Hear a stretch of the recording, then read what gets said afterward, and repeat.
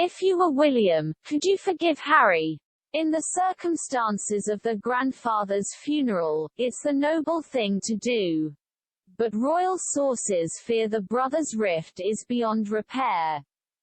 If we could turn back time, by even a year, the sight of Princes William and Harry walking side by side behind their beloved grandpa's coffin at his funeral on Saturday would have been both heart-rending and heartwarming. A nation would remember the day nearly a quarter of a century ago that these once inseparable boys followed in the wake of their mother Diana's coffin, united forever, we thought, in grief and loss and love. An unbreakable bond. A nation would remember the day nearly a quarter of a century ago that these once inseparable boys followed in the wake of their mother Diana's coffin, united forever, we thought, in grief and loss and love. An unbreakable bond.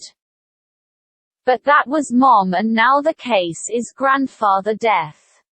Let's see what happen. Yet break that bond has. It has been shattered by Harry's swift and unexpected departure from his royal duties to live in the US, and by the incendiary interview he and his wife gave to Oprah Winfrey in California as Grandpa lay gravely ill in hospital.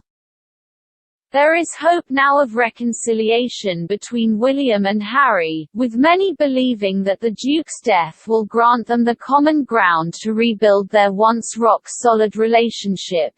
That this funeral will bring Diana's once inseparable sons together again. Just as she would have wished.